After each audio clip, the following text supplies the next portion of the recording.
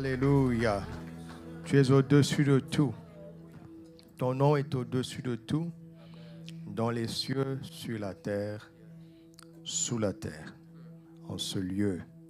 Dans nos cœurs, dans nos vies, tu es la tête, le chef de l'Église. Et tu es le chef de tout l'univers. Tout dans les cieux et sur la terre sont sous ton autorité. Nous te célébrons, nous te bénissons. Et nous sommes heureux d'être là pour écouter ta voix dans nos cœurs, à travers ta parole, par le Saint-Esprit.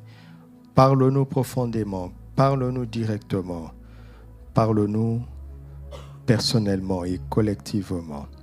Et que nous sortions de ce lieu rempli de ton intelligence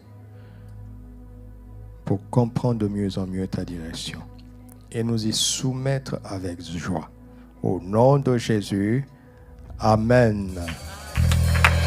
Gloire à Dieu. Merci Seigneur. Alléluia. Gloire soit à son Saint-Nom. Shalom dans la présence de Dieu. Shalom à vous dans le tabernacle où vous êtes. Recevez la paix, recevez la grâce, n'est-ce pas, de notre Seigneur Jésus-Christ. Alléluia. Le mois de la direction divine continue. Nous sommes reconnaissants au Saint-Esprit pour la manière dont il nous conduit à travers notre pasteur, notre papa, notre père spirituel, papa et maman Karambiri.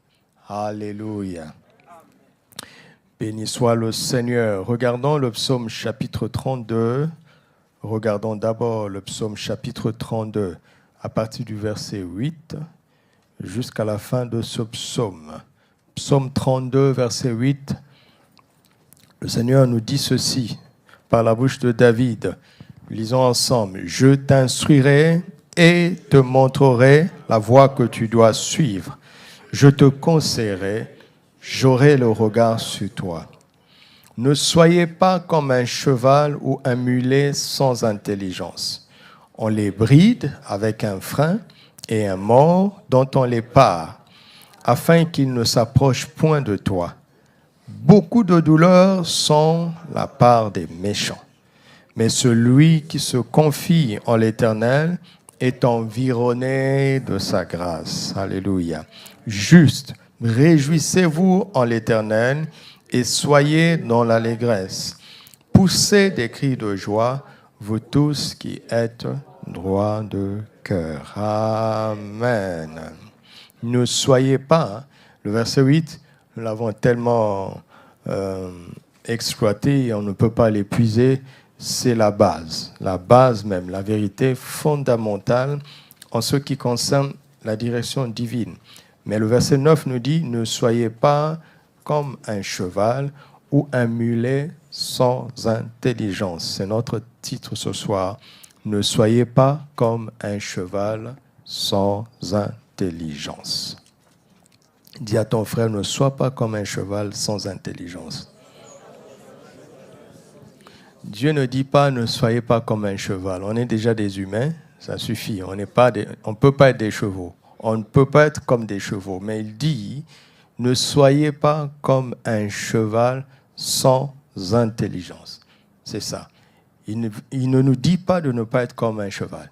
Non, il nous exhorte, il nous enjoint de ne pas être comme un cheval sans intelligence. Et nous allons voir cela. Dans le psaume suivant, à partir du 8e verset encore, psaume 33, à partir du 8e verset, il est dit ceci, que toute la terre craigne l'Éternel. Que tous les habitants du monde tremblent devant lui. Pourquoi? Car il dit et la chose arrive. Il ordonne et elle existe. L'Éternel renverse les desseins des nations. Il anéantit les projets des peuples. Les desseins de l'Éternel subsistent à toujours et les projets de son cœur subsistent comment? De génération en générations. Heureuse la nation dont l'Éternel est le Dieu. Heureux le peuple qu'il choisit en son héritage. Alléluia. Alléluia. Et ce psaume, je vous invite à continuer la lecture quand vous allez revenir sur ce message chez vous à la maison. Ici, Dieu nous montre qu'il a des desseins qui subsistent à toujours. Ce sont des desseins qui ne peuvent être annulés, anéantis. Et il a des projets de son cœur. C'est ça qui me touche. Il a des projets de son cœur, des projets qui lui tiennent à cœur. Dieu a des projets qui lui tiennent à cœur. Et il dit que ces projets subsistent comment? De génération en génération. Cela veut dire que Dieu confie ses projets aux générations. C'est trop grand pour le confier à un individu. Il confie ça de génération en génération. Ce sont des desseins éternels. Quand ces desseins éternels viennent dans le temps, il le confie aux générations. Une génération après l'autre. Chaque génération a un rôle à jouer dans ces desseins éternels. Papa a insisté en nous montrant comment Dieu est dans l'éternité. Il n'a ni commencement, il n'a ni fin. Il a toujours été, et ça c'est une faute concernant Dieu. Il l'est, il s'appelle « Je suis ». Il a toujours été. Il a toujours été, et les projets qui lui tiennent à cœur existent depuis que Dieu existe. Si on veut parler comme des humains, depuis le tout premier battement du cœur de Dieu, ces projets ont commencé. Et quand est-ce qu'on peut situer son tout premier battement de cœur? Ça n'existe pas. C'est depuis l'éternité. Moïse dit, d'éternité en éternité, tu es Dieu. Alléluia. Alors, quand il a créé le temps et qu'il a créé la terre pour partager sa gloire avec l'homme sur la terre, il avait des projets dans son cœur qu'il a voulu lui confier. Le premier homme a échoué et à partir de ce moment-là, Dieu travaille avec des générations. Il travaille avec des générations. Et Ecclésiaste chapitre 3, verset 1 dit qu'il y a un temps pour tout sous le soleil. Il y a un temps pour tout. Dieu, l'Éternel, quand il entre dans les affaires des hommes sur la terre, il travaille avec le temps. Il y a un temps pour tout. Il fait chaque chose bonne en son temps. Même pour que Jésus vienne, il a fallu que les temps soient accomplis. Ce n'est pas au hasard. Il a une horloge, il a un planning qu'il exécute avec sagesse et intelligence sur la terre. Et le verset 11 d'Ecclésiaste chapitre 3 dit que il a mis dans le cœur de l'homme, quoi? La pensée de l'éternité, bien que l'homme ne puisse saisir l'œuvre que Dieu fait du commencement jusqu'à la fin. C'est normal. On est dans le temps, on ne peut pas saisir ce qui est éternel. On est limité, on ne peut pas saisir ce qui est illimité. On est fini, on ne peut pas saisir ce qui est infini. Mais il a mis dans notre cœur, dans l'esprit de l'homme, la pensée de l'éternité. C'est pour cela que Paul nous dit que c'est en croyant du cœur. La foi est dans le cœur. Alléluia. Et la direction divine se reçoit par la foi. Elle ne passe pas par la tête. Les instructions, quand Dieu dit « je t'instruirai », il ne parle pas de ta tête. Il parle de ton cœur, parce que la plus petite instruction de Dieu est trop grande pour l'intelligence de l'homme. Elle est trop grande, elle nous dépasse forcément. Alors, qu'est-ce que Dieu fait? Il confie une part de ses projets éternels à chaque génération. Cela doit nous rendre humbles. C'est-à-dire quoi? La direction divine que Dieu a à te donner et à me donner est une application, c'est une instruction personnelle de son plan pour notre génération. Alléluia. Tu as un petit rôle à jouer, j'ai un petit rôle à jouer dans le plan, dans sa volonté pour notre génération. Et ce n'est pas insignifiant. Hein? Mon petit rôle, ton petit rôle n'est pas insignifiant. Le plus petit orteil, le plus petit doigt est utile pour tout le corps. Si ton doigt ne fonctionne pas bien, le corps est limité. Le corps souffre quelque part. Donc, rien n'est insignifiant dans le corps de l'homme. Et si nous sommes les membres de Christ, nous ne sommes pas insignifiants. Le plus petit rôle que Dieu attend de toi de jouer est important pour la réussite de toute une génération. Dieu a une direction à donner à une génération. Dieu a une direction à donner à une nation. Quand une nation prend une mauvaise décision, tous les habitants de la nation la subissent. Oui ou non? Dans Hébreux 1, verset 1, il dit « Après avoir de plusieurs manières parlé à nos pères,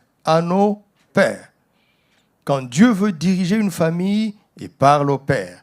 Quand Dieu veut diriger un groupe, il parle à l'autorité.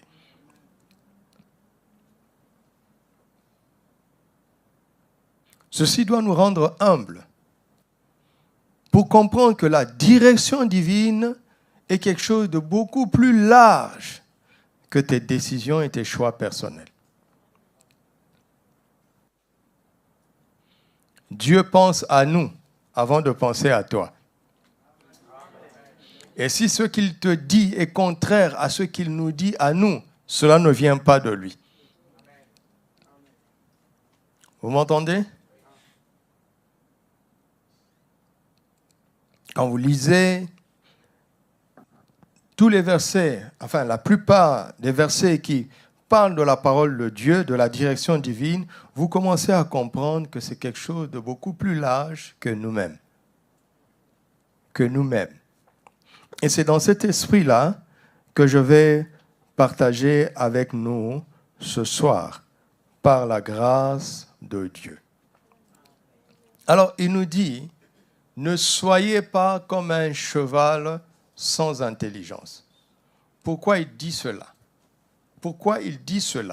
Dans Job, à partir du Job 39, à partir du verset 19 jusqu'au verset 29, vous voyez, on montre par là que Dieu a privé l'autruche de la sagesse et de l'intelligence. Il ne lui a pas donné ça. Et après avoir parlé de l'autruche, Dieu commence à parler à Job du cheval.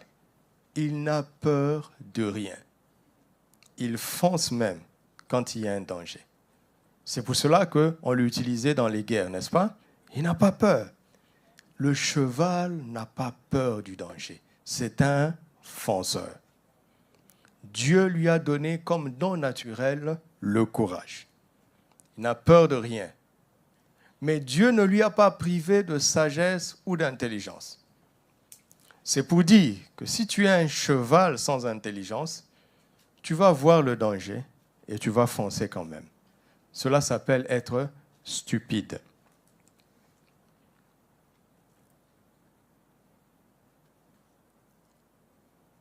Le courage sans intelligence, c'est de la stupidité.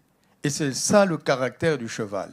Il est courageux, il n'a peur de rien. C'est une grande qualité. Mais s'il n'ajoute pas l'intelligence, il se met lui-même en danger et il met en danger son cavalier. Exode 15, verset 1. Israël, après avoir traversé la mer Rouge, chante ce cantique. Ils dirent, « Je chanterai à l'Éternel, car il a fait éclater sa gloire, Il a précipité dans la mer qui? Le cheval et son cavalier. Ça, c'est un cheval sans intelligence. Il a foncé, il s'est noyé et il a noyé son cavalier. Vous connaissez l'histoire de Balaam, n'est-ce pas? L'ânesse n'est pas comme ça. L'ânesse est peut-être peureuse, mais ça peut l'aider. Quand il a vu l'ange de l'Éternel avec une épée, l'ânesse n'a pas foncé. Le courage est une bonne chose, mais à condition que le courage soit exécuté avec intelligence. Vous m'entendez? C'est très important. C'est très important. Pourquoi? Il faut du courage pour exécuter la direction divine. Dieu peut vous donner une instruction claire. Ce n'est pas parce que Dieu a parlé que tout sera facile. Il faut du courage. Alléluia. Il faut du courage, mais il faut du courage avec intelligence. Avec intelligence. Paul dit dans Romains 10, verset 2, que Israël avait le zèle, mais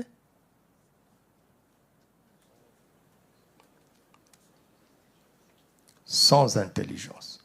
Encore une fois. C'est pour cela qu'ils sont passés à côté du Messie. Ils n'ont pas compris exactement les prophéties. Ils étaient zélés pour Dieu, mais sans intelligence. Dieu veut nous diriger pour qu'on fasse sa volonté, n'est-ce pas? Pour qu'on obéisse à sa volonté, mais il faut que nous obéissions avec intelligence. Alléluia. Avec intelligence. Si le zèle, même le zèle doit être mêlé, accompagné de sagesse. Sinon, la parole de Dieu appelle ça un zèle amer. Vous trouvez ça dans Jacques chapitre 3, verset 15, à partir du verset 15. Ne soyez pas comme un cheval sans intelligence. Après avoir montré la beauté, la force du verset 8, dans le psaume 32, il dit, soyez intelligents. Ne soyez pas sans intelligence. Et même, nous l'avons vu, pour discerner la volonté de Dieu, progressivement, ce qui est bon, agréable et parfait, il faut quoi? Être transformé par le renouvellement de l'intelligence. Romains chapitre 12. Pour ne plus marcher comme autrefois. Éphésiens 4, à partir du verset 17e, il faut apprendre Christ. Apprendre Christ. Parce que autrefois, nous étions ténèbres. Nous marchions comme les païens. Nous ne marchions pas selon la direction divine. Mais pour que Dieu nous dirige, il faut apprendre Christ et être instruit par le renouvellement de l'intelligence à nous dépouiller du vieil homme. Amen. C'est très important. C'est très, très, très important. Ne soyez pas comme un cheval sans intelligence. Nous allons regarder un peu ce que Dieu a dit à Abraham au commencement. Genèse chapitre 12, versets 1 à 4. Commençons par là. Genèse 12, versets 1 à 4. L'Éternel dit à Abraham, va-t'en de ton pays, de ta patrie et de la maison de ton père, dans le pays que je te montrerai. Il dit, je te le montrerai. Je ferai de toi une grande nation et je te bénirai. Je rendrai ton nom grand et tu seras une source de bénédiction.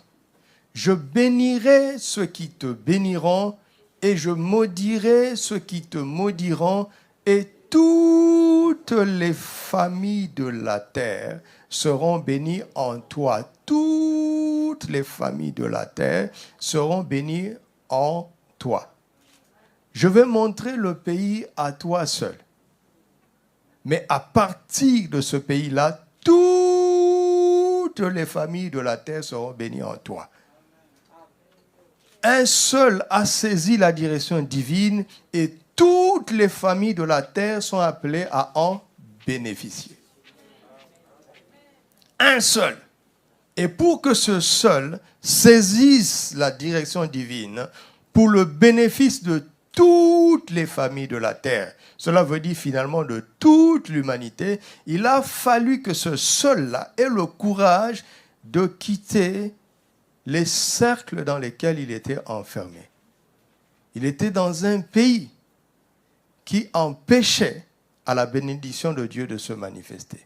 Il était dans une patrie qui empêchait à la bénédiction de l'Éternel de se manifester. Il était dans la maison d'un père qui empêchait à la bénédiction de l'Éternel de se manifester. On pourrait dire que ce n'était pas sa faute. N'est-ce pas? L'obstacle, c'était un pays, une patrie, la maison d'un père. Et lui, il était dedans. Mais Dieu a posé ses regards sur lui. Et cet homme qui était enfermé dans la mauvaise maison du Père, dans la mauvaise patrie, dans le mauvais pays, Dieu lui a envoyé la parole pour le sortir de là. Alléluia.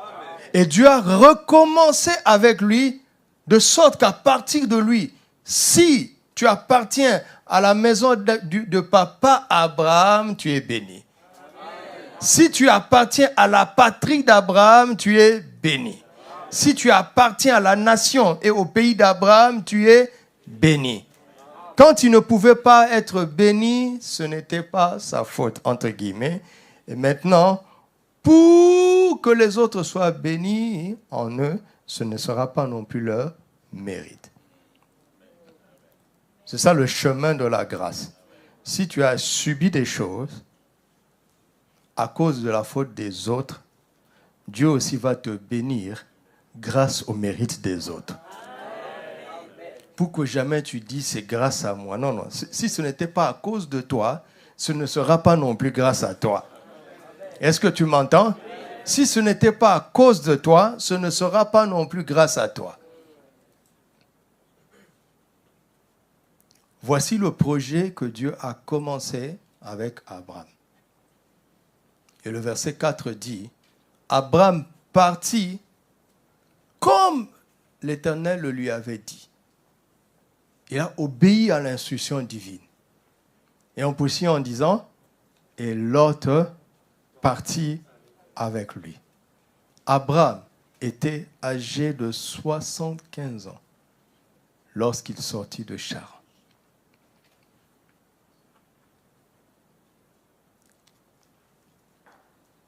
Les 75 premières années de sa vie n'ont pas compté pour l'éternité.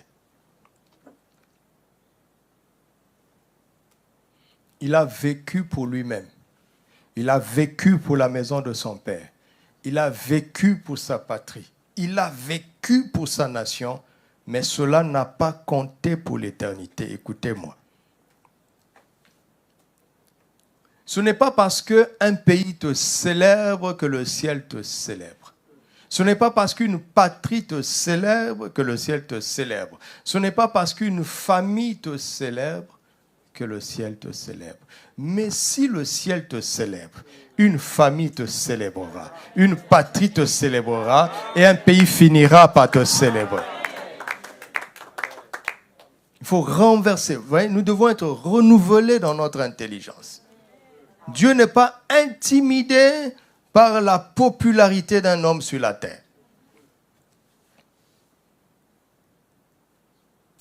Il est possible que certains héros nationaux que nous célébrons, soient en enfer. Oui ou non? C'est possible ou pas?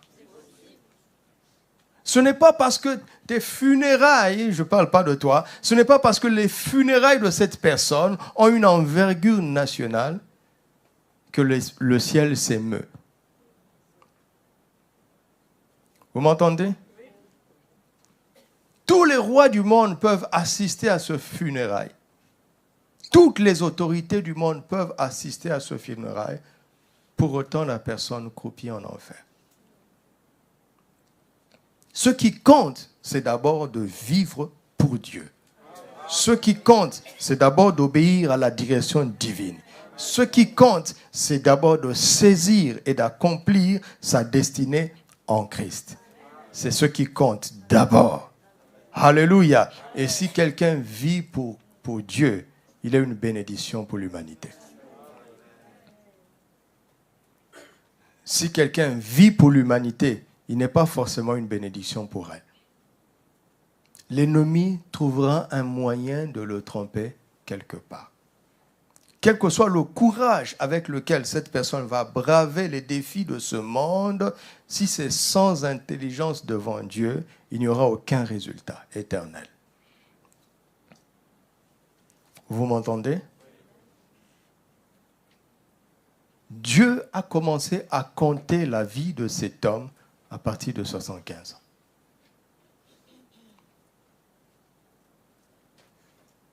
Sa vie a commencé à compter à partir de là. Quand il a obéi à la parole de Dieu. La direction divine commence par l'obéissance à sa parole. À sa parole. Et quand tu reçois sa parole, tu reçois le pouvoir de devenir enfant de Dieu. La direction divine commence à la nouvelle naissance. Pas à ta naissance, à la nouvelle naissance. Si tu as reçu Jésus à 28 ans, c'est là où ta vie commence à compter pour l'éternité. Parce que Dieu ne peut pas instruire un homme qui est encore marqué par le péché.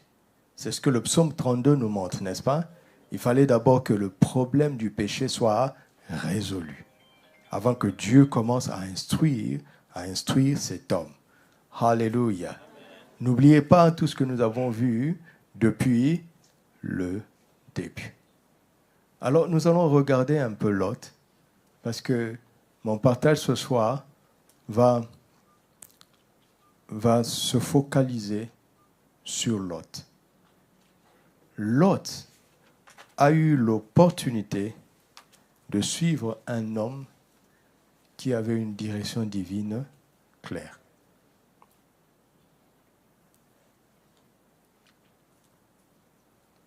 En réalité, la direction divine, comprendre la direction divine s'apprend.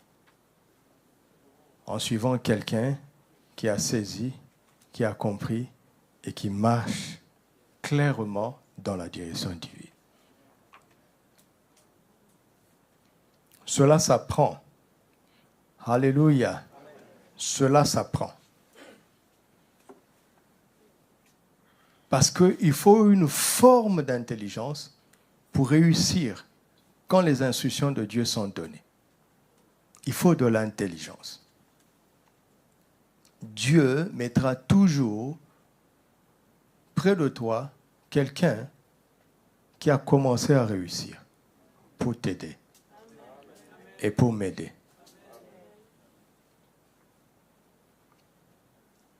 Et la Bible définit une génération comme la durée de la vie d'un père. C'est-à-dire, Dieu prend un homme, il devient une référence, il comprend le plan de Dieu pour cette génération, et durant toute sa vie, il va s'appliquer à instruire sa famille. Seuls les enfants intelligents vont réussir et vont prendre le flambeau après lui, pour que la prochaine génération puisse continuer. C'est la durée de vie d'un père.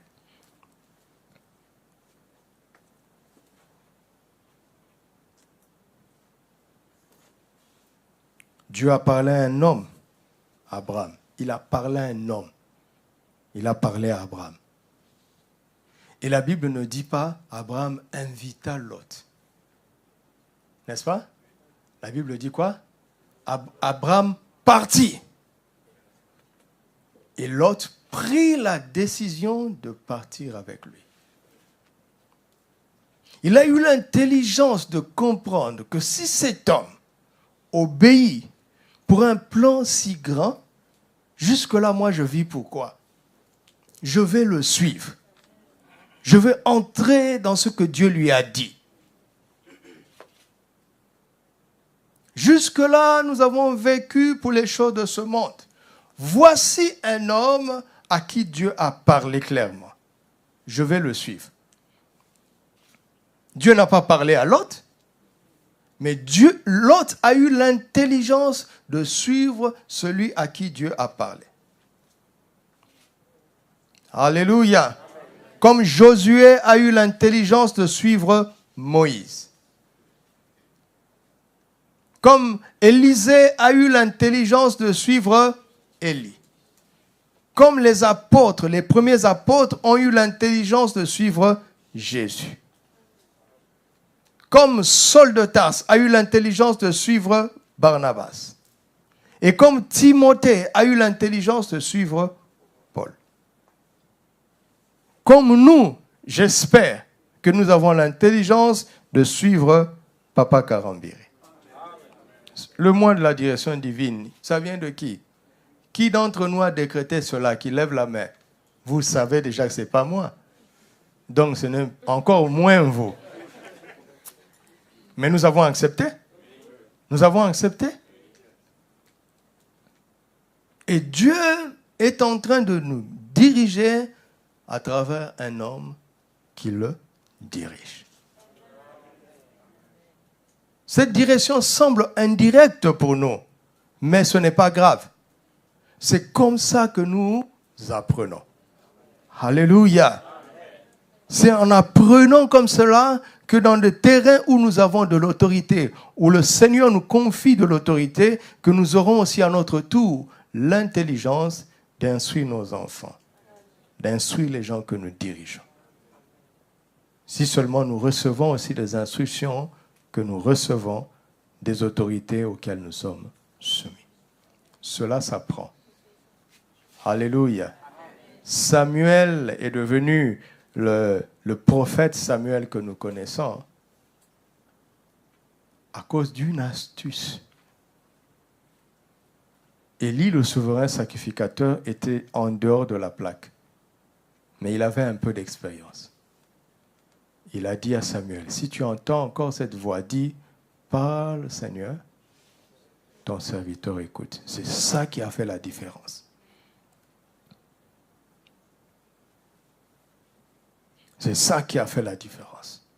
Tu es né de nouveau, tu as la foi, tu as le courage, mais attention, il faut de l'intelligence.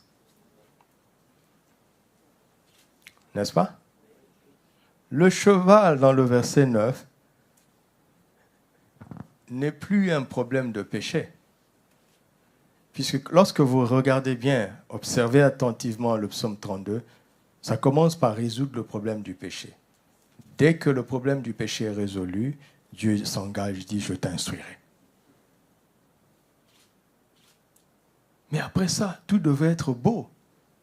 Non, pourtant, malgré l'instruction qui est donnée, malgré la direction qui est donnée clairement, malgré le fait que lui-même devient ton conseiller, malgré le fait que lui-même, il a son regard sur toi, tu peux te créer des problèmes par manque d'intelligence.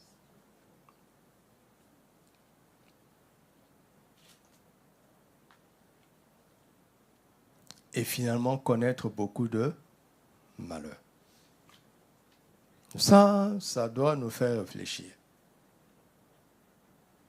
Ça doit nous faire réfléchir.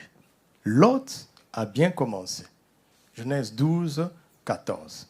Abraham partit comme l'Éternel le lui avait dit, et Lot partit avec lui. Il a pris la bonne décision. En regardant Lot ce soir, je vais nous parler de 3 formes d'intelligence. 3 formes d'intelligence dont nous ne devons pas manquer pour réussir le défi et la grâce de la direction divine. La première forme d'intelligence, c'est l'intelligence décisionnelle, l'intelligence de décision. La deuxième forme d'intelligence, c'est l'intelligence relationnelle. L'intelligence de relation ou dans les relations. Et la dernière forme d'intelligence, c'est l'intelligence de position ou l'intelligence positionnelle. Lot a bien commencé parce qu'il a pris la bonne décision. Il a fait preuve d'intelligence décisionnelle, d'intelligence de décision. Ce n'est pas Abraham qui a invité Lot. N'est-ce pas? Parce que quand Dieu a parlé à Abraham, il ne lui a pas dit de prendre Lot. Il lui a donné une instruction, Abraham a obéi et Lot a décidé de le suivre.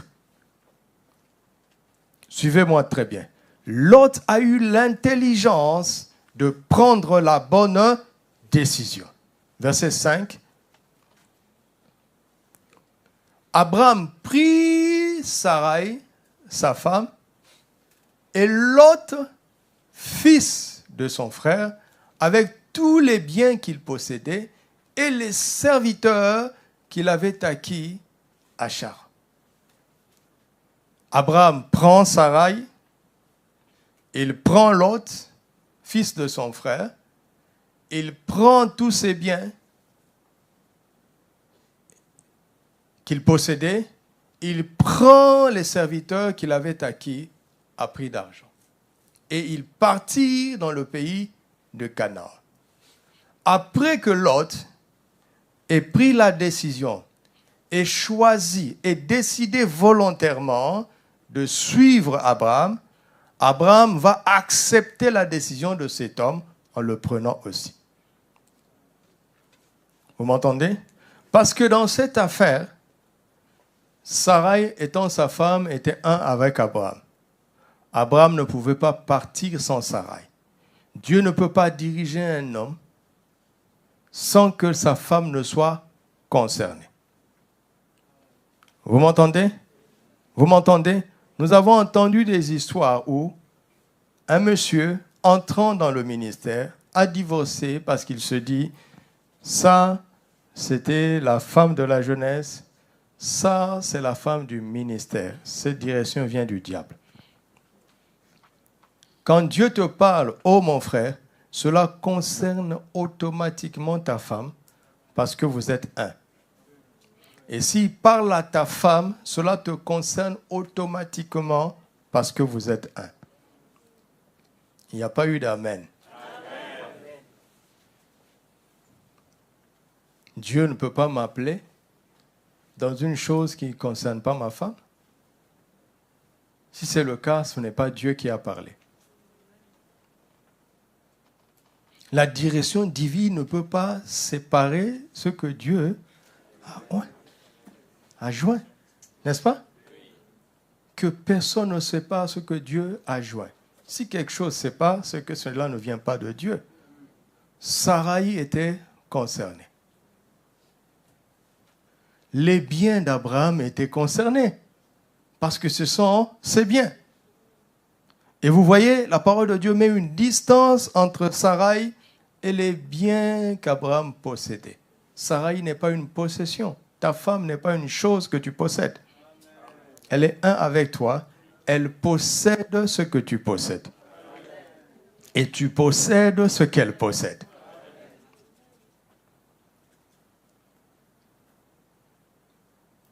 Les biens qu'Abraham possédait lui appartenaient. Les serviteurs qu'il s'était acquis, vous avez vu? Il avait acquis, il avait un droit de propriété. Il avait un droit de propriété sur ses biens, il avait un droit de propriété sur ses serviteurs, il pouvait les prendre de droit. Et il devait prendre naturellement sa femme parce qu'ils sont un. Alléluia! Parce que le plan du mariage vient de Genèse 2. Nous sommes dans Genèse 12. Dieu ne change pas de principe. Il ne change pas de plan en cours de chemin.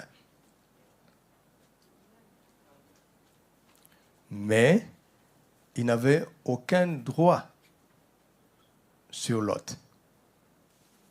C'est pour cela qu'il y a la précision du verset 4. Abraham a pris Lot Parce que Lot a décidé de partir avec lui. Est-ce que vous suivez ça? Les serviteurs n'avaient rien à dire. Ils appartenaient à Abraham. Les biens encore n'avaient rien à dire. Sarai était une femme sage, n'est-ce pas? Elle le savait. Il n'y avait aucun problème avec Abraham pour ça. Pour Sarai, si Dieu t'a parlé, cela nous concerne, je te suis. Mais pas Lot. C'est pour cela qu'il y a la précision du verset 4. Abraham prend Lot parce que Lot, de lui-même, a pris la décision de le suivre. Il a eu l'intelligence de le suivre. Pourquoi? Parce que Dieu lui a dit que toutes les familles de la terre seront bénies en toi. Si je ne le suis pas, ma famille ne sera pas bénie. Dieu a dit tout. Tout, c'est tout. Si je bâtis ma famille loin de cet homme, ma famille ne sera pas bénie. Parce que toutes les bénédictions que Dieu a en réserve pour toutes les familles de la terre sont déposées en Abraham. Je suis intelligent. Je suis intelligent. Si je veux bâtir une famille bénie, je dois m'attacher à cet homme. Mais Abraham ne l'a pas appelé. Dieu n'a pas dit à Abraham de prendre Lot. Mais Dieu a dit à Abraham quand même que toutes les familles de la terre seraient bénies en lui. Donc il y a de la place pour tout le monde. Vous commencez à comprendre? C'est vrai qu'on dit que Lot est un voile, il pose des problèmes. Je ne veux pas prendre ce chemin aujourd'hui. Je vais prendre un autre chemin.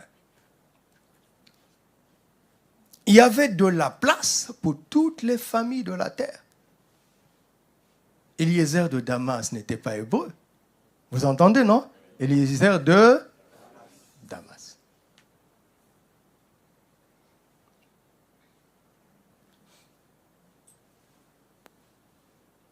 Quand Abraham a dit au revoir à la maison de son père, à sa patrie et à son pays, il a dû confesser, n'est-ce pas, que l'Éternel lui a parlé.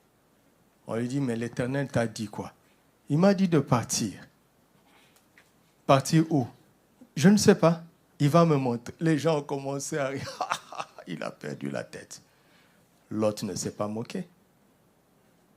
Il a fait preuve d'intelligence. D'autres personnes auraient pu suivre Abraham.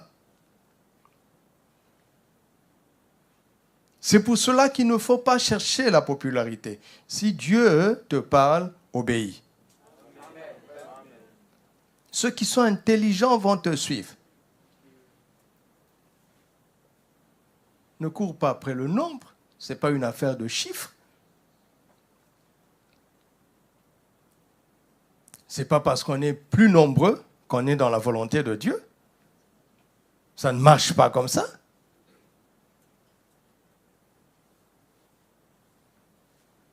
L'autre a suivi. Alléluia.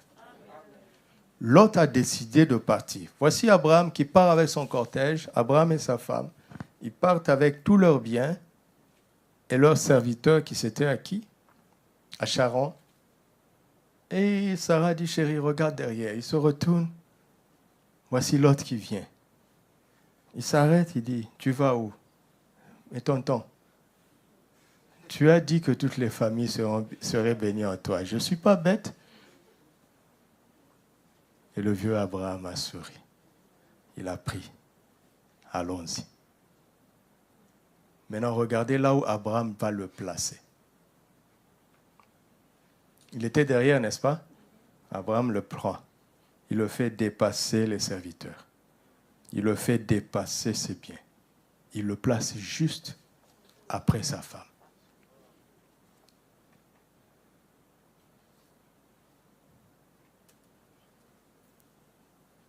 Lot, fils de son frère. Est-ce qu'il a dit un collègue? Un collaborateur? Un partenaire d'affaires? Non. Le fils de ton frère, c'est qui? C'est ton fils.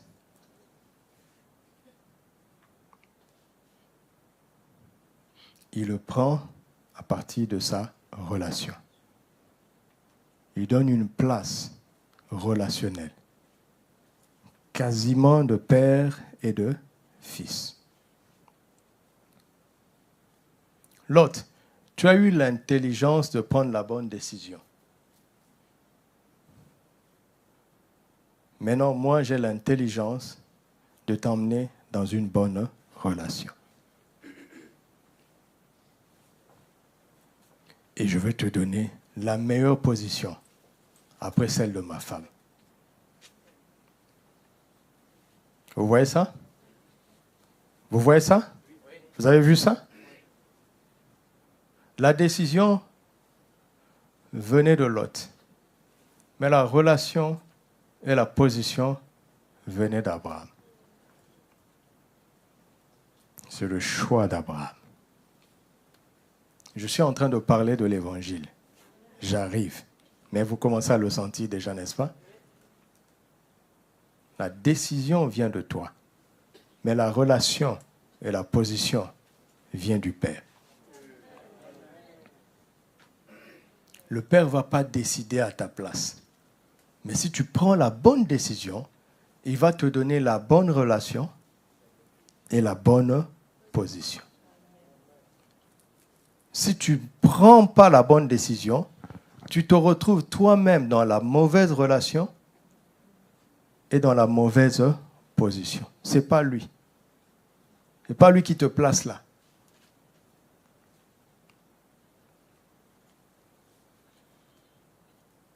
Donc il y a 3 formes d'intelligence que nous devons apprendre pour ne pas être comme un cheval sans intelligence, qui échoue là où la direction divine est claire. Parce qu'il s'appuie sur ses capacités naturelles. Il a le courage naturel. C'est un fonceur naturel. Mais c'est l'intelligence qui va te dire attention. Attention là. Le succès ne dépend pas de ta capacité naturelle. Tu ferais mieux d'être humble. Tu m'entends? Tu ferais mieux d'être patient. Tu ferais mieux d'être tempérant.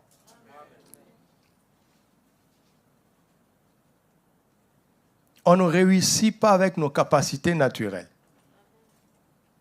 Le courage est la capacité naturelle du cheval. Il n'a pas peur. Mais il peut entrer dans la mer Rouge qui va l'engloutir. Lui et son cavalier. S'il le sait d'avance, il n'entrera pas. N'est-ce pas? Et il sauvera son cavalier. Tu m'entends? Si tu as cette intelligence, tu n'entreras pas là où tu dois entrer et tu sauveras tout ce que tu portes. Tu les sauveras. Alléluia. Amen. Mais si tu n'as pas cette intelligence, tu te noieras et tu noieras tout ce que tu portes. Vous m'entendez? Est-ce que tu m'entends? Tu portes des gens en toi? Tu ne le savais pas? Tu ne le savais pas?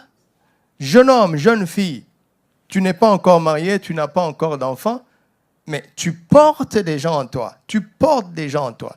Si tu te retrouves au mauvais endroit et que tu finis par avoir des enfants, ils vont subir. Ils vont être nés au mauvais endroit parce que toi, tu es au mauvais endroit. Ils vont le subir. Alors on ne dit pas, oui, pour le moment, je ne porte personne. Tu portes des gens en toi. Il y a des nations dans ton sein. Est-ce que tu m'entends? Sois conséquent dès maintenant. Apprends dès maintenant. Apprends dès maintenant. Ne sois pas un cheval sans intelligence.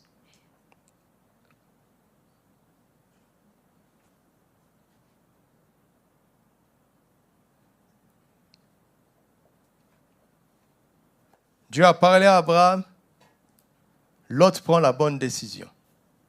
Mais le reste, c'est Abraham qui le fait. N'est-ce pas? C'est Abraham qui le prend comme un fils. C'est la bonne relation, n'est-ce pas? C'est Abraham qui le place juste après sa femme. C'est la bonne position. Ce n'est pas Lot. Est-ce que vous me suivez? Ce n'est pas Lot qui fait ça.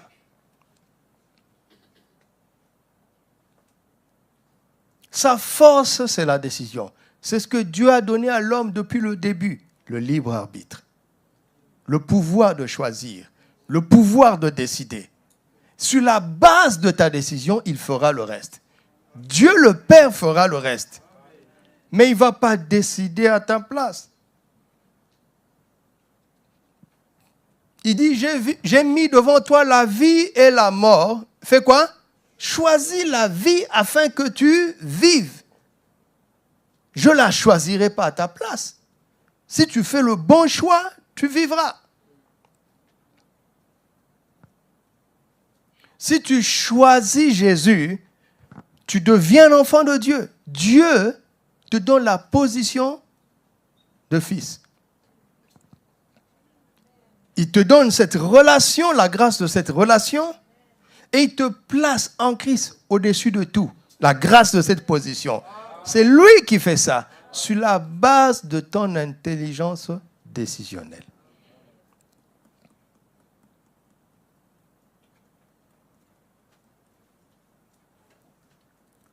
Alléluia. Alors, qu'est-ce qui s'est passé? Lot a pris la bonne décision. Abraham lui a donné la bonne relation. Et Abraham lui a donné la bonne position. On est d'accord? On est d'accord? D'où vient la bonne relation? Ce qu'il a pris comme fils de son frère. C'est ça. C'est comme ça qu'il définit Lot. Sais-tu que tu peux même employer ton propre enfant? C'est-à-dire tu le prends comme un collègue. Tu le prends comme un ouvrier. Il est né de tes entrailles, mais tu as décidé de le prendre comme un travailleur.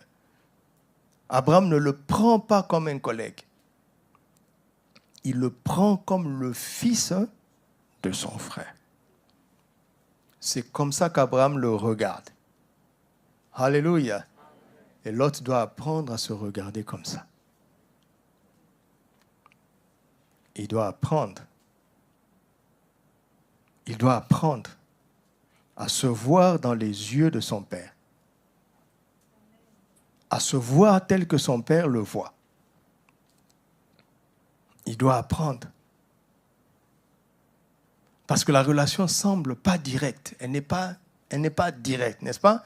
Ce n'est pas son fils biologique.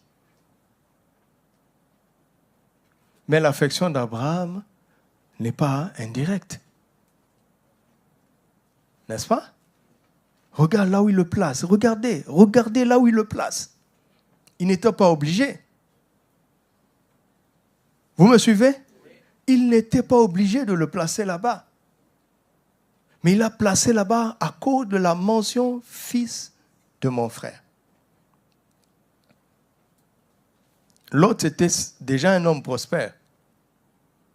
Vous le savez, n'est-ce pas? On va le voir tout de suite. Mais ce n'est pas ça qui impressionne Abraham. Ce n'est pas... Qu'est-ce que tu vas donner à Abraham? Celui qui porte la bénédiction de toutes les familles de la terre. Tu vas le bénir avec quoi? Tu n'as rien? Tu n'as rien. Tu n'as rien à lui donner. Il a tout à te donner. Ce n'est pas une relation intéressée. C'est une relation affectueuse. Une relation d'amour. Une relation basée non sur ce qu'ils ont, mais sur ce qu'ils sont. Vous m'avez entendu? Quand on demande à Abraham c'est qui, il dit c'est le fils de mon frère. Il ne parle pas de son patrimoine, de son troupeau, de ses capacités. Non, ce n'est pas ça qui intéresse Abraham. C'est son identité. Vous m'entendez? Qu'est-ce qu'on va donner à Dieu? Rien. Il nous a pris comme ses enfants et il nous a donné le pouvoir qui appartient seulement aux enfants de Dieu. Mais c'est lui qui nous a donné. Il ne nous a pas pris parce qu'on a des talents. Il ne t'a pas pris parce que tu as des capacités naturelles dont il a besoin. C'est ça? Il t'a pris pour ce que tu es. Et c'est lui qui te donne le pouvoir que tu n'as pas. Le pouvoir qui appartient aux enfants de Dieu. C'est-à-dire le pouvoir qu'on n'avait pas. Parce qu'avant, on n'était pas ses enfants. Et il nous donne ça. Donc ce qui importe, c'est d'abord la relation. C'est ça l'intelligence. Alléluia. S'il y a une seule chose qu'on peut donner à Dieu, entre guillemets, c'est la relation. Ça, il aime ça, il cherche ça. Il cherche l'adoration. N'est-ce pas? Il cherche ça. Jésus a pris les disciples pour les avoir avec lui et pour les envoyer prêcher. Ça, c'est secondaire. Mais les avoir avec lui d'abord. Et quand il les envoyait prêcher, la direction était claire. Il disait, allez à tel endroit, n'entrez pas là-bas. La direction était claire. Mais la première direction, c'est un appel. Viens rester avec moi. Viens communier avec moi. Viens demeurer avec moi. Oh non, Seigneur, montre-moi où je dois aller. Non, non, viens, reste avec moi. C'est la première chose. Tout le reste vient de la communion. Ça vient de cette relation.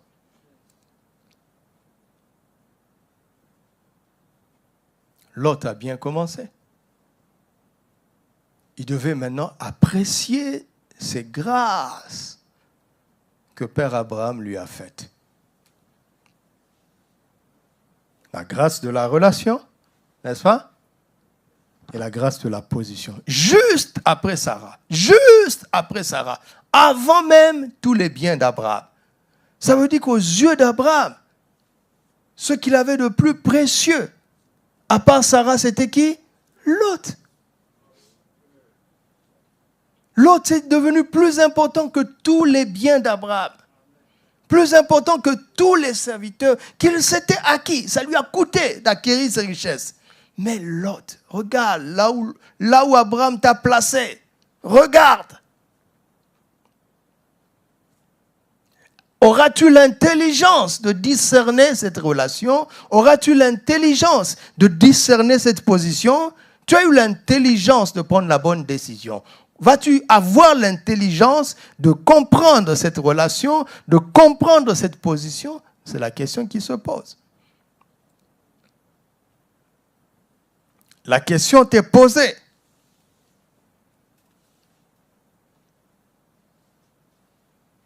La question m'est posée. Alors, comment Dieu fait? Il permet une crise. Il y eut une famine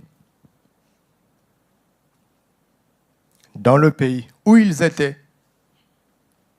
Abraham prend la mauvaise décision. Il descend en Égypte, car la famine était grande. Continuons.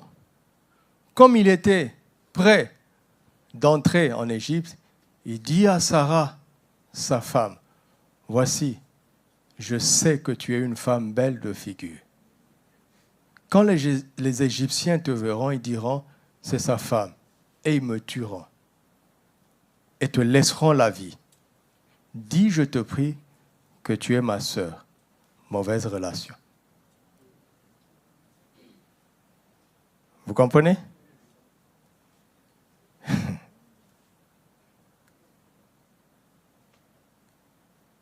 Mauvaise position. Il fait descendre Sarah de là où elle était en tant que avec elle, avec lui, d'épouse, à sa sœur. Il est vrai qu'elle était sa demi-sœur. Mais c'est une position inférieure. Ta sœur n'est pas avec toi. Je ne te dis pas de mépriser ta sœur ou tes frères. N'est-ce pas? Mauvaise décision. N'est-ce pas? Mauvaise relation. Mauvaise position.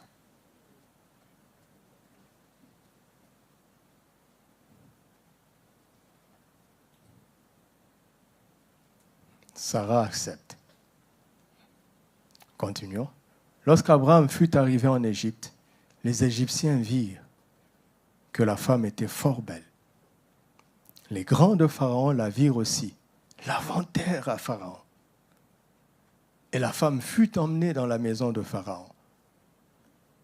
Il traita bien Abraham à cause d'elle. Et Abraham reçut des brebis. Il en avait déjà. reçu des brebis, des bœufs, des ânes, des serviteurs, des servantes et des ânesses et des chameaux. Mais l'Éternel frappa de grandes plaies Pharaon et sa maison au sujet de Sarai, femme d'Abraham. Alors Pharaon appela Abraham et dit, « Qu'est-ce que tu m'as fait? Pourquoi tu ne m'as pas déclaré que c'est ta femme? Pourquoi as-tu dit, c'est ma sœur, aussi l'ai-je prise pour ma femme, maintenant voici ta femme, prends-la et va-t'en. » Et Pharaon donna ordre à ses gens de le renvoyer. Lui, sa femme avec quoi? On ne lui a pas retiré les faux avantages qu'il avait eus. Abraham remonta d'Égypte vers le midi. Lui, sa femme, tout ce qui lui appartenait, et Lot avec lui. Qu'est-ce que vous sentez ici? Lot commence à rétrograder dans le cœur d'Abraham.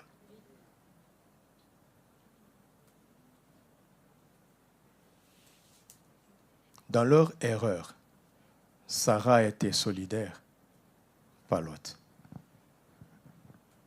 Il était où quand papa prenait la mauvaise décision? Il était où quand maman était exposée? Puisque Sarah est sa mère. Il était où quand papa s'enrichissait faussement? Il était où?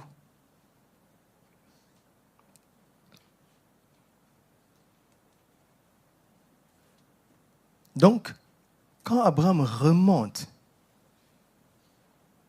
il apprend beaucoup de choses.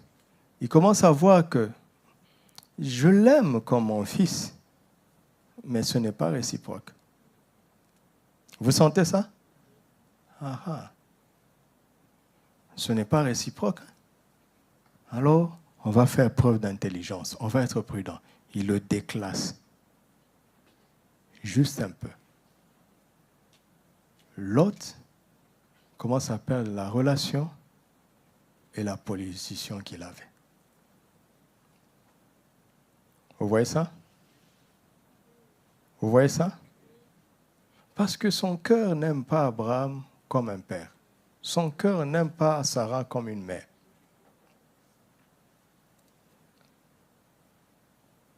Continuons la lecture. Abraham était très riche en troupeaux, en argent et en or. Il dirigea ses marches du midi jusqu'à Bethel, jusqu'au lieu où était sa tente au commencement, entre Bethel et Haï, au lieu où était l'autel qu'il avait fait précédemment. Et là, Abraham invoqua le nom de l'Éternel. Il ne se déplace plus au hasard. Il a appris. L'autre il est devenu un simple compagnon de voyage. Regardez, il est en train de rétrograder. Il n'a pas l'intelligence relationnelle.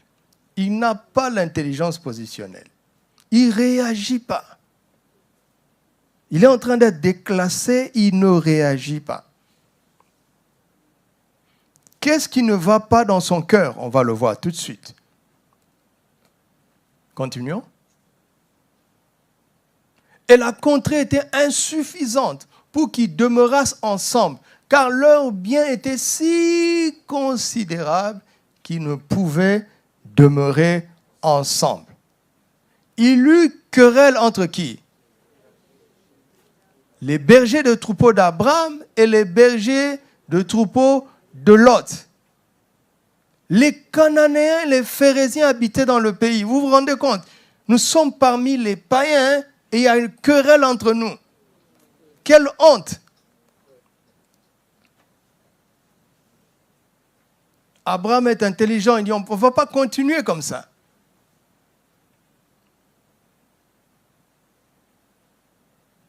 Abraham dit à Lot, qu'il n'y ait point, je te prie, de dispute entre qui?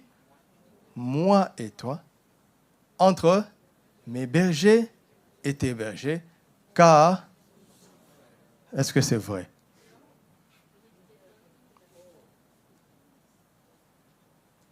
Il doit réagir, il doit dire non, papa. Non, papa. Nous ne sommes pas frères. Comment est-ce que je peux avoir une querelle avec mon père? Le frère de mon père. Non. Il ne réagit pas.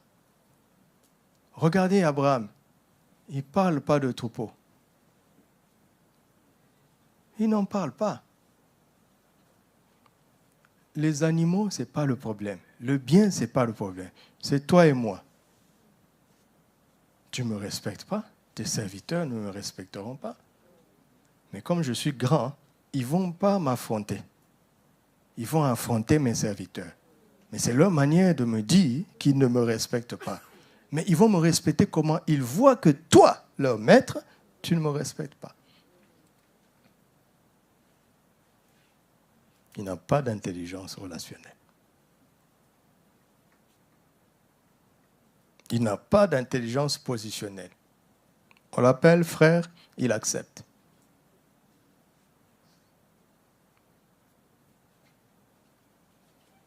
Ne soyez pas comme un cheval sans intelligence.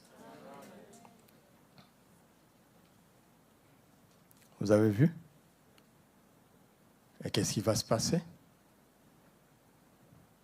Tout le pays n'est-il pas devant toi? Sépare-toi donc de moi. Si tu vas à gauche, j'irai à droite. Si tu vas à droite, j'irai à gauche. L'autre leva les yeux et vit toute la plaine. Vous le savez, comme le temps avance. Quand l'histoire a commencé, qui a suivi qui? Si quelqu'un doit choisir en premier, ça doit être qui? Non, l'autre accepte. On le piège, il accepte.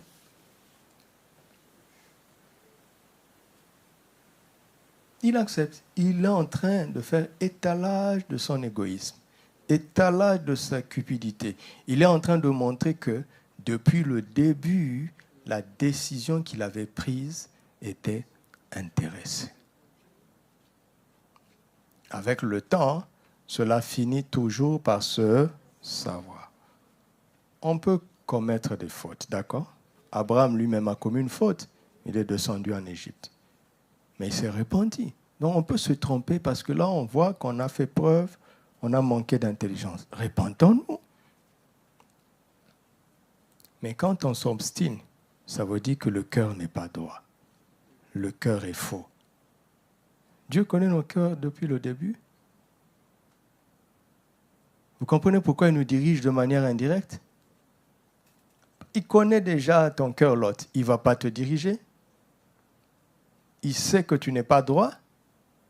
Mais comme il veut sauver tout le monde, d'accord? Il t'accepte à travers quelqu'un qui est droit.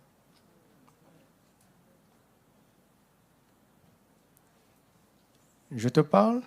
Ça te parle? Ah oui. Ce n'est pas de la blague. Ça m'a beaucoup parlé moi-même.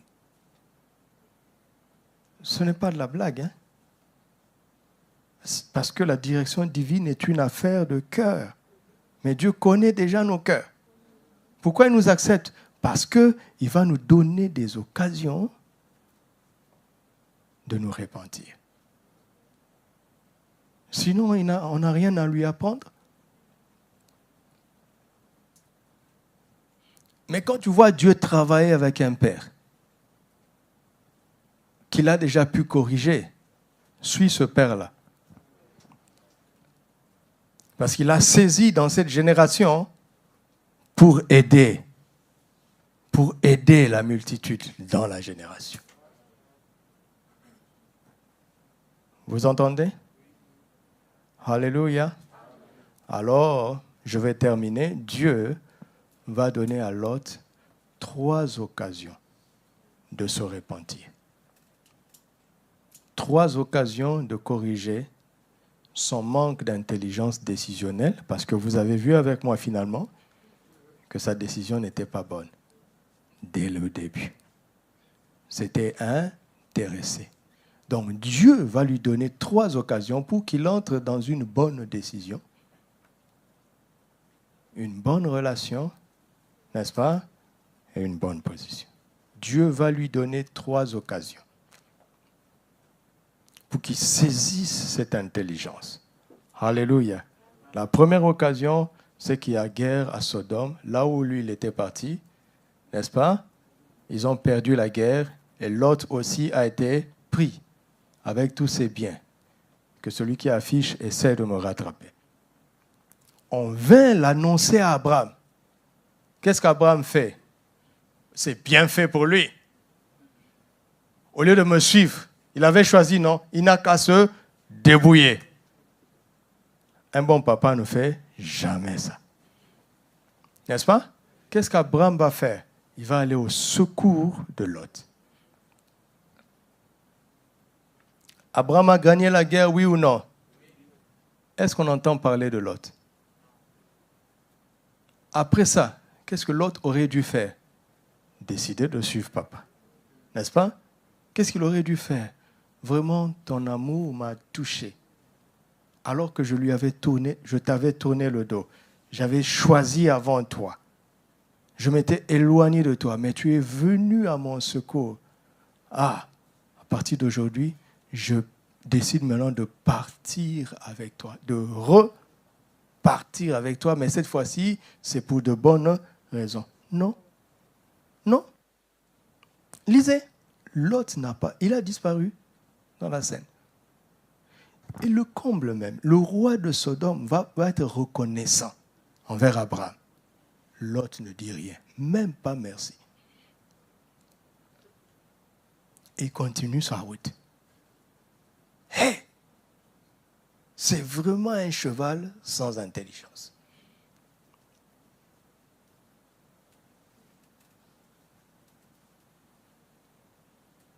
Sans intelligence. Il ne reprend pas la bonne décision, il ne retrouve pas la bonne relation. Non, il s'en va, il tourne le dos. Il a retrouvé sa liberté, bye bye, il s'en va. Un cheval sans intelligence. Dieu est en train de diriger cet homme. Toi, tu tournes le dos. Il n'était pas obligé de combattre. Quel intérêt Abraham avait à Sodome? 0. Il a fait pour qui? Pour Lot. Il a fait pour Lot. La preuve, il n'a rien pris, n'est-ce pas? Rien. Il n'avait aucun intérêt. Son seul intérêt, c'était Lot. Regardez Lot. Il ne reprend pas la bonne décision. Dieu lui donne l'occasion de reprendre la bonne décision pour retrouver la bonne relation. Il ne la saisit pas. Il n'est pas intelligent. C'est un cheval sans intelligence. Vous savez quoi? Dieu n'est pas fatigué. Il n'est pas fatigué, hein? Il va lui donner une dernière occasion. Dans Genèse 19, les anges sont allés sauver Lot grâce à qui? Grâce aux prières d'Abraham. Grâce aux prières d'Abraham, Lot n'a jamais quitté le cœur d'Abraham, malgré son indifférence, son égoïsme.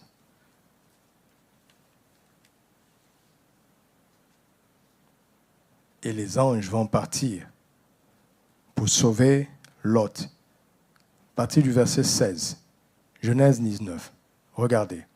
Et comme il tardait, les hommes le saisirent par la main, lui, sa femme et ses 2 filles, car l'Éternel voulait l'épargner. Ils l'emmenèrent et le laissèrent hors de la ville. Après les avoir fait sortir, l'un d'eux dit, il parle à Lot, hein? Sauve-toi pour ta vie. Ne regarde pas en arrière et ne t'arrête pas dans toute la plaine. Sauve-toi vers où? La montagne. De peur que tu ne périsses. Autrement dit, si tu n'es pas sur la montagne, tu périras. Lot leur dit, oh non, Seigneur, Vous pensez que ce qui va venir sera beau? Parce qu'il dit, Seigneur, écoute, voici, j'ai trouvé grâce à tes yeux. Et tu as montré la grandeur de ta miséricorde. Ah ouais? Sa conscience est chargée. Pourquoi il parle de miséricorde? Il sait qu'il ne mérite pas ça. Il sait qu'il est fautif. N'est-ce pas? La miséricorde, c'est la faveur qu'on accorde à un fautif. Tu as montré la grandeur de ta miséricorde à mon égard en me conservant la vie. Mais je ne puis me sauver à la montagne avant que le désastre m'atteigne et je périrai. Voici, cette ville est assez proche pour que je m'y réfugie. Et elle est petite. Oh, que je puisse m'y sauver. N'est-elle pas petite? C'est tout ce qui l'intéresse. Quelque chose qui est proche et petit, accessible. On t'a dit, va jusqu'à la montagne de peur que tu ne périsses. Ça veut dire quoi? Tant que tu n'es pas arrivé. Mais comme son cœur maintenant s'est habitué aux choses proches, aux résultats rapides. C'est ça. Il s'est, à force de s'amuser à cela, de prospérer dans les raccourcis, dans les magouilles, il a pris l'habitude. Même quand on lui donne une instruction claire, il n'a plus l'intelligence de comprendre. Si ça va me prendre 3 jours pour arriver à la montagne, la destruction ne se produira pas. Mais il a perdu cette intelligence.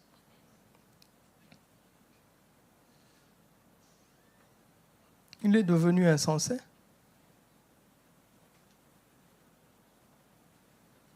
Et vous savez ce qui est arrivé dans la plaine, dans cette petite ville?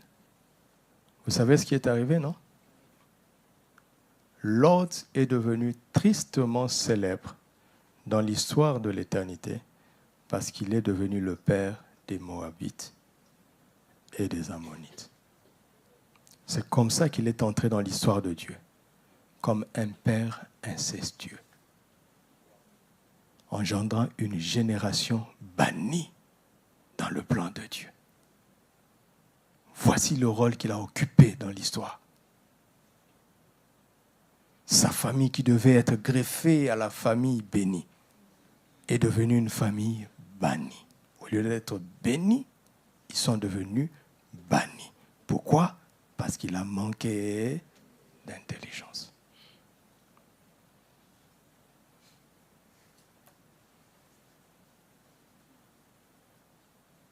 Vous comprenez pourquoi on doit être renouvelé dans notre intelligence. Ce n'est pas parce que Dieu nous instruit clairement qu'on va réussir. Si tu es un cheval sans intelligence, c'est un problème.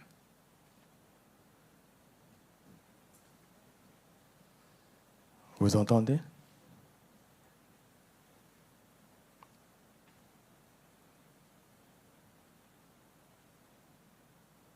Alors, le Seigneur nous aide. Pour retrouver cette intelligence, Paul nous donne 2 conseils. Romains 12, verset 1.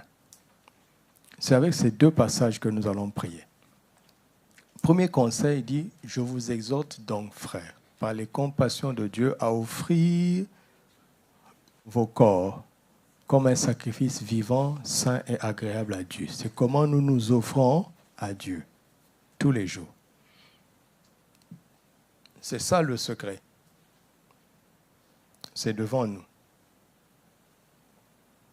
Si tu t'es offert toi-même, tout le reste devient facile.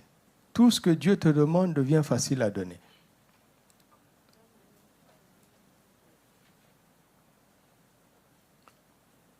Ça devient facile de ne pas se conformer au siècle présent. Et là, nous sommes transformés par le renouvellement de l'intelligence pour discerner la volonté de Dieu. Notre part, c'est le verset 1.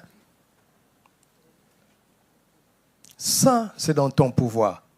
C'est cette décision que tu peux prendre cette décision que je peux prendre. C'est cette intelligence décisionnelle. Si tu prends cette décision, si je prends cette décision, lui, il va nous introduire dans une relation spéciale. Il va nous donner cette position spéciale. Nous l'avons déjà en Christ. Ça, c'est la première chose. La deuxième chose, c'est d'apprendre Christ. Éphésiens 4, verset 20. C'est-à-dire quoi? C'est-à-dire que Christ doit être notre centre d'intérêt en toutes choses.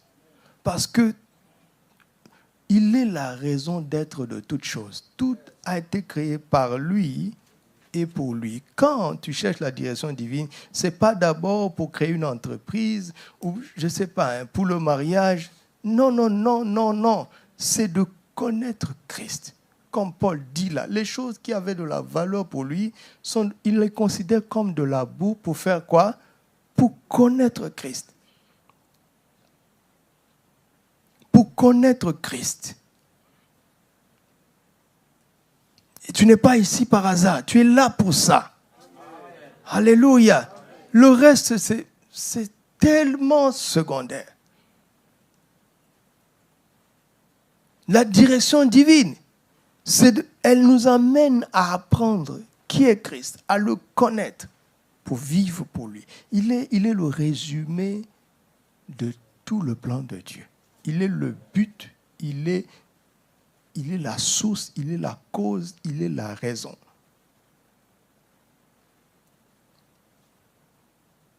Deux choses. Je m'offre moi-même tout entier à Dieu tous les jours et je vis pour connaître Christ.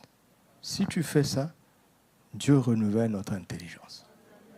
Alléluia.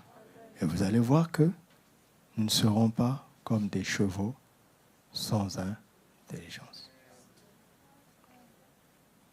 Parce que si nous manquons de cette intelligence, même si Dieu te parle clairement,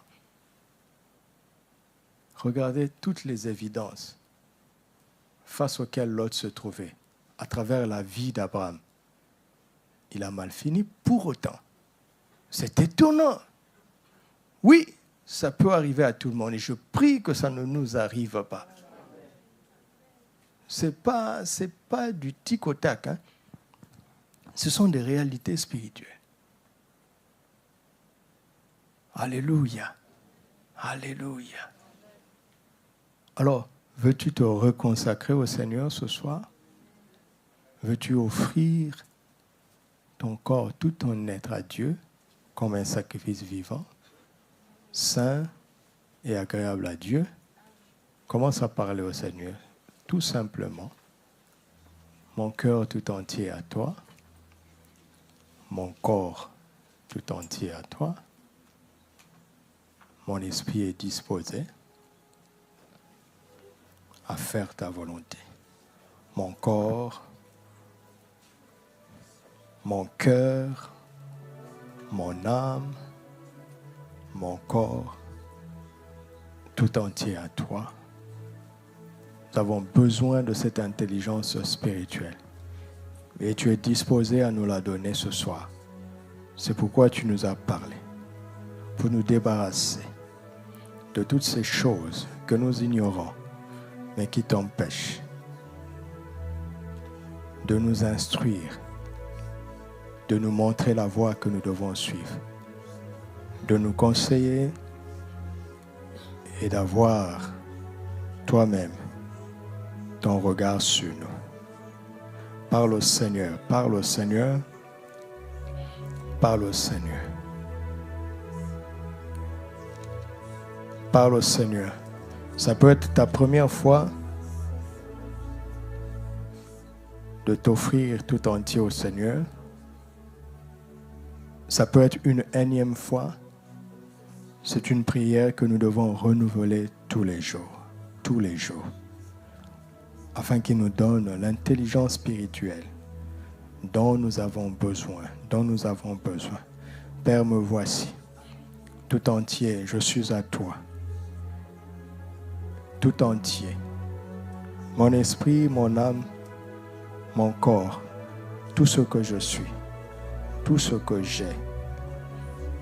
À ce que je suis, ce que j'ai vient de toi. Je te l'apporte. Je m'apporte je me présente. Je dépose devant toi tout ce que je suis, tout ce que j'ai.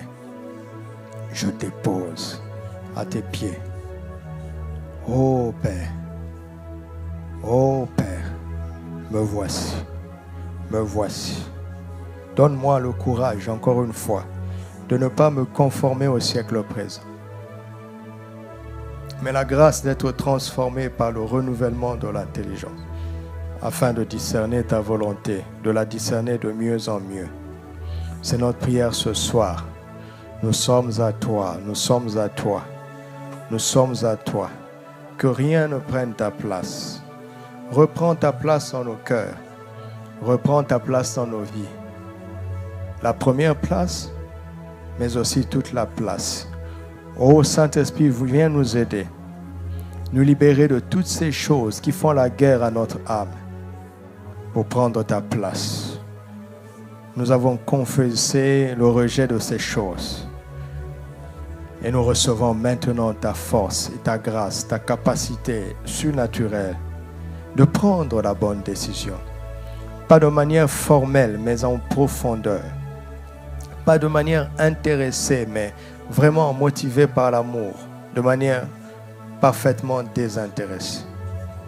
La bonne décision de te suivre, la bonne décision de te suivre est dans notre pouvoir. Nous la prenons ce soir par ta grâce. Et nous te remercions car sur la base de cette décision, tu nous accordes la grâce de cette bonne relation, de cette position qui démontre l'infinie richesse de ta miséricorde, de ta bonté. Nous qui étions morts par nos offenses, tu nous as ressuscités ensemble avec Christ et tu nous as fait asseoir en lui, à ta droite, au-dessus de tout. Quelle position merveilleuse, quelle position extraordinaire. Nous acceptons ce que tu dis que nous sommes.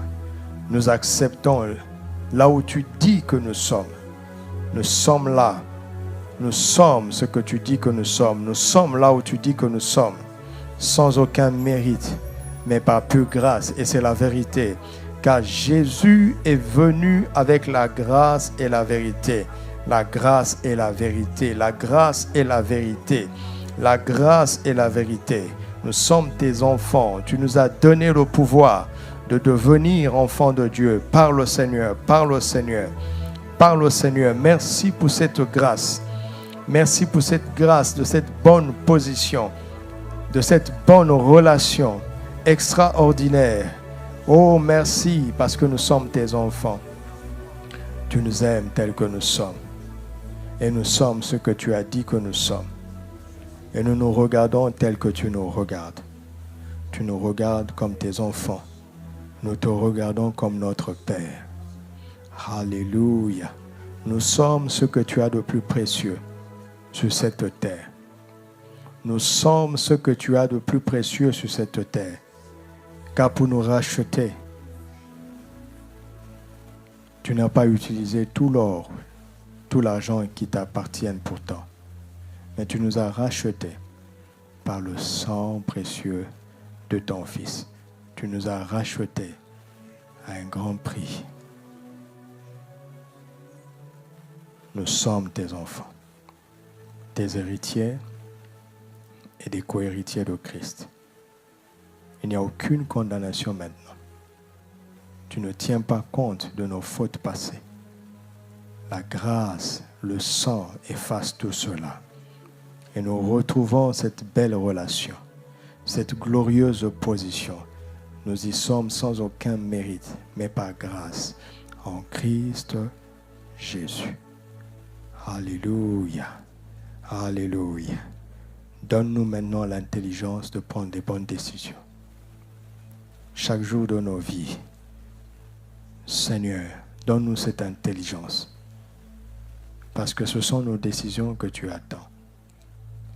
Chaque jour, chaque jour, chaque jour, nous voulons commencer la journée remplie de l'esprit de sagesse et d'intelligence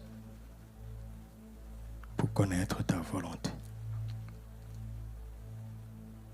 pour recevoir tes instructions, et pour prendre des décisions qui viennent de tes instructions.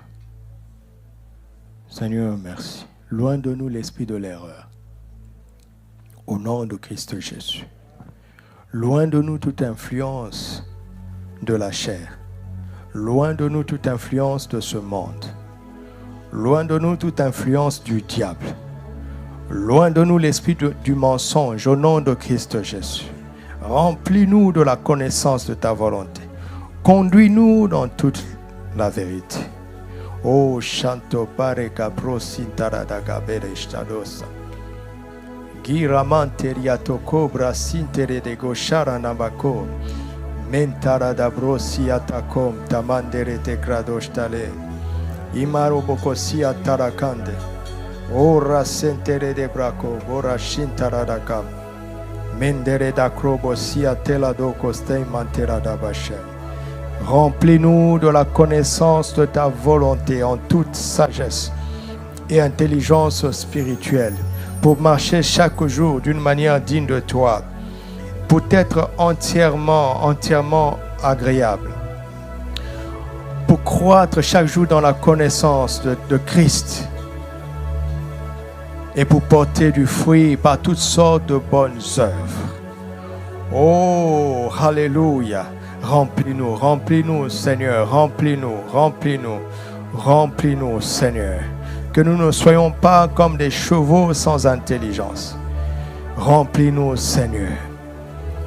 Fortifie-nous à tous égards par ta puissance glorieuse, en sorte que nous soyons toujours et avec joie, persévérants et patients, car il en faut dans ce monde, il en faut de la persévérance et de la patience.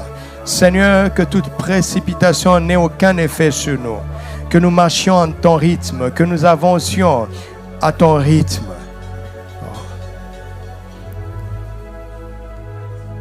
Préserve-nous du découragement facile, que nous soyons persévérants. Persévérants, Seigneur. Persévérants et patients. Persévérants et patients. Persévérants et patients. Seigneur, je demande en faveur de ton peuple l'intelligence de prendre de bonnes décisions.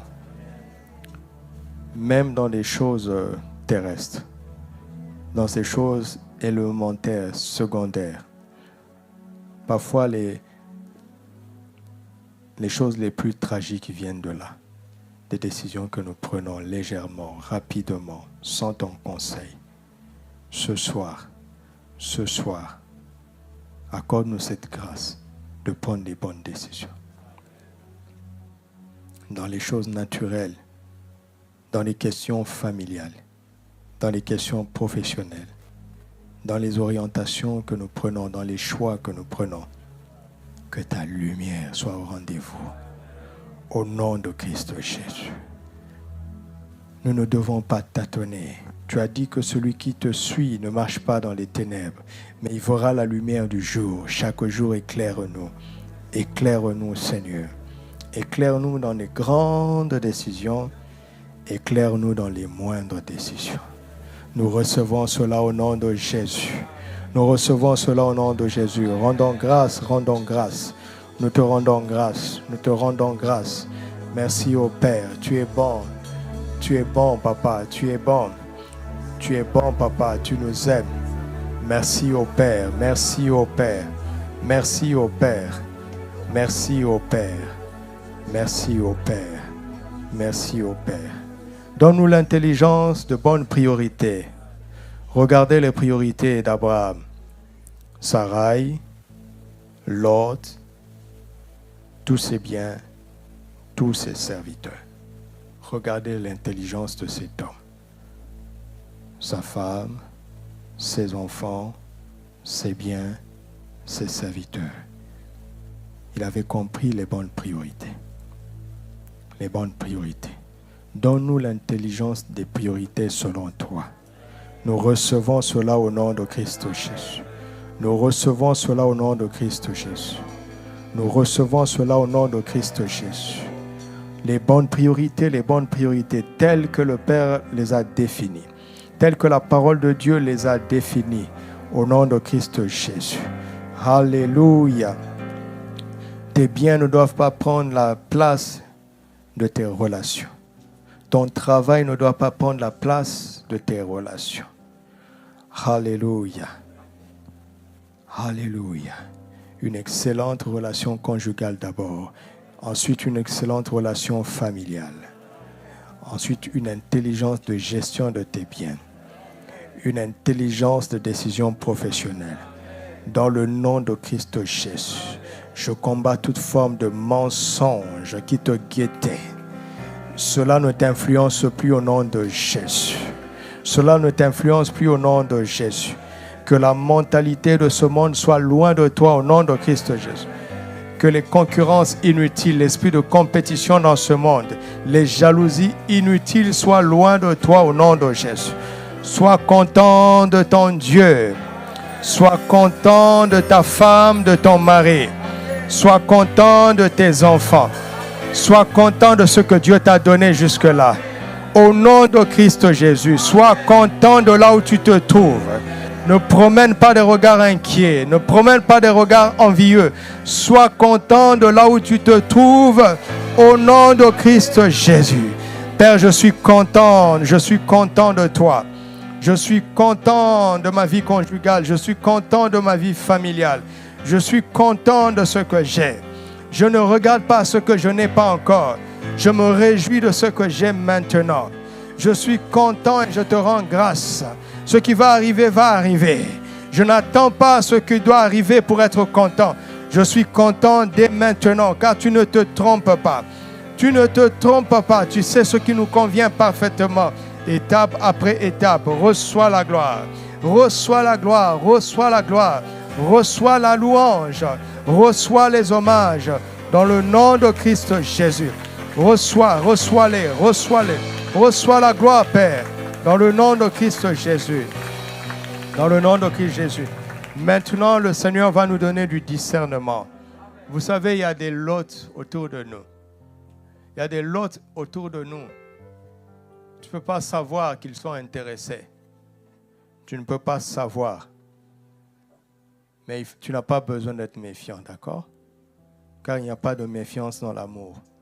Mais tu auras le discernement et ce n'est pas la même chose. Alléluia. Fais cette prière. Dis, Père, remplis-moi à la fois d'amour pour ne pas me méfier de gens, mais remplis-moi aussi de sagesse pour avoir le discernement afin que personne ne me trompe. Remplis-moi d'amour pour ne me méfier de personne, mais remplis-moi aussi de sagesse pour avoir du discernement afin que personne ne me trompe. Père, remplis-moi d'amour pour ne me méfier de personne, mais remplis-moi de sagesse afin que j'aie le discernement pour que personne ne me trompe.